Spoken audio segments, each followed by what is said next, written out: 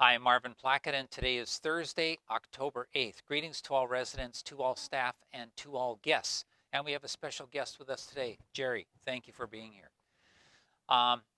So we have at this time 8 active COVID cases. 6 are staff.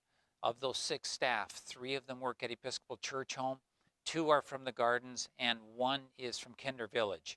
All the staff, of course, are at home, isolating and recovering, and they will not be scheduled to work until they're fully recovered and no longer contagious. And of course, we wish all of them well. Just moments ago, I found out that we have 2 active COVID cases in May House at Episcopal Church Home. And they will, before the end of the day, be transferred to our dedicated COVID unit at Episcopal Church Home. And additional testing, of course, is occurring immediately at this time, contact tracing, to make sure that we are able to get on top of this as rapidly as possible so that we contain the spread as much as possible.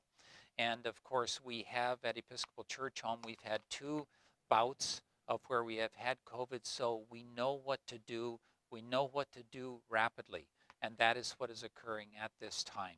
Obviously, we will keep you informed. Tomorrow, Friday, I always do my written weekly update, and so there'll be an update of information there. And then, of course, Monday, I will do this live stream update once again, so you will be informed, okay?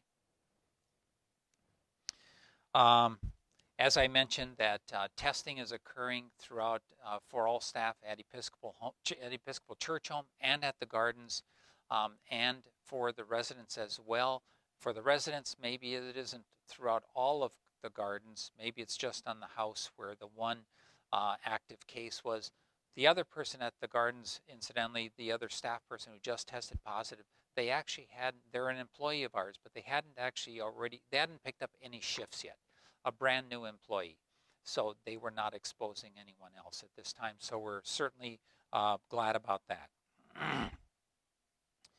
Today's Star Tribune front page, you may have seen the article that talked about the hotspots and how with COVID-19. And right now, the upper Midwest, it's all red right now in terms of being at what they called an uncontrollable spread.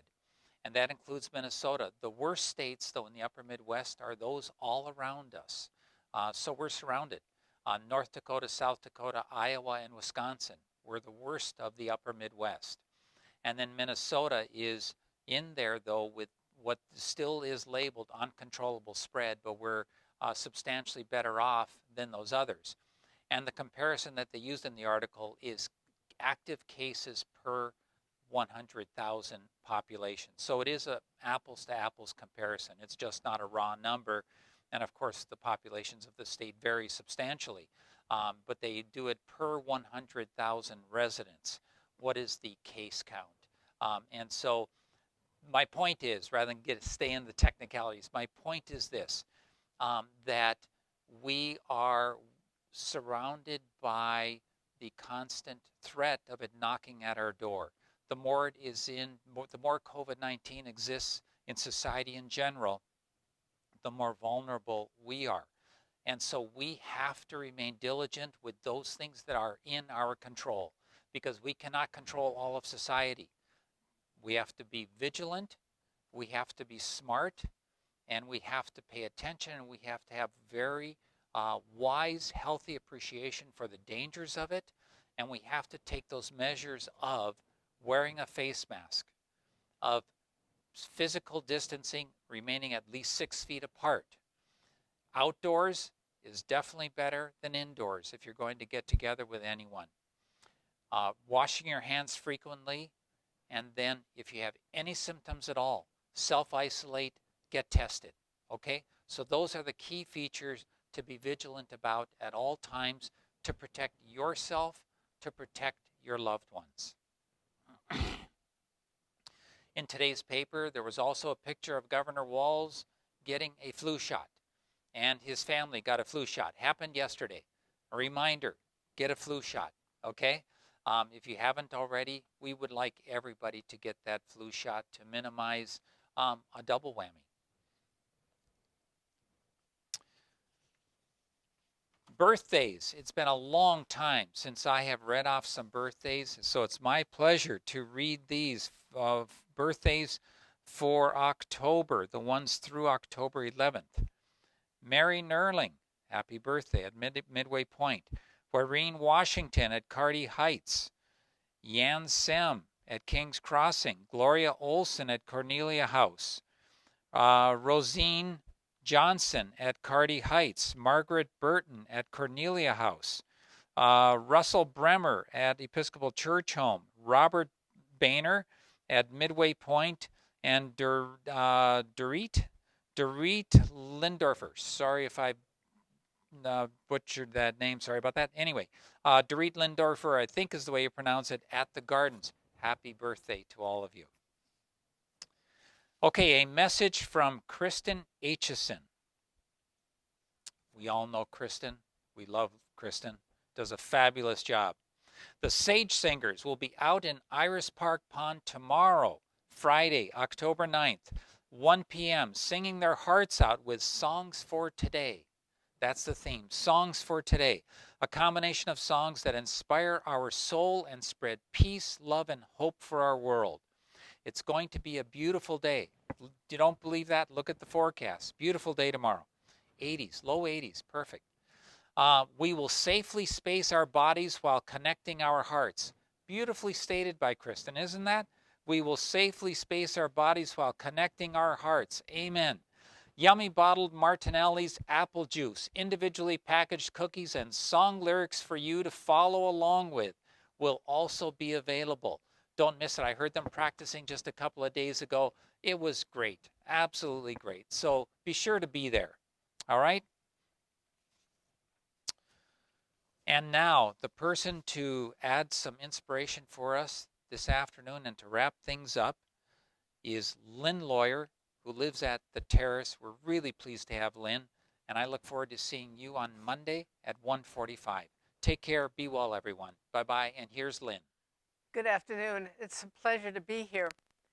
As you know, this summer has been really weird. It's not like any summer we've ever spent before, and it's taken a lot of imagination to keep us entertained and to keep us busy. And we've been doing a variety of things, and I've been enjoying mostly the music opportunities that we've had this summer. And so after one of the violin concerts in the pond, I came back to my room, and this sort of a poem just sort of got written. And so I'd like to read to you my poem about the empty pond and help you remind you that tomorrow is going to be a concert. But here we go. This poem is called The Empty Pond During a Pandemic Summer. For some reason, the city decided not to fill the pond in the park across the street. That made us sad. No fountain, no ducks, just an empty cement basin.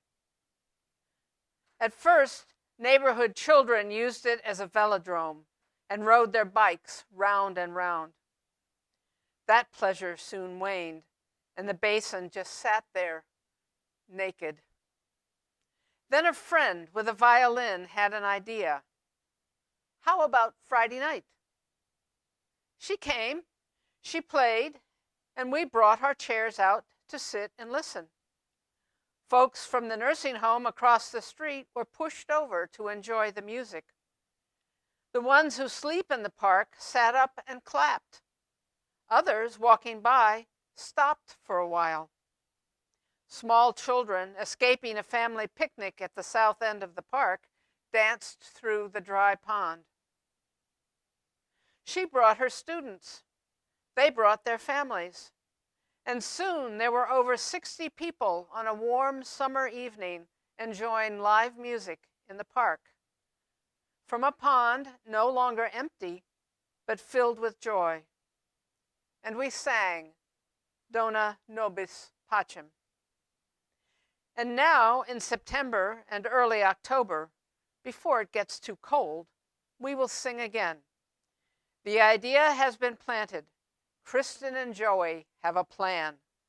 The pond, once a disappointment, has become a delight. We will make music and fill a barren basin with joyful sound.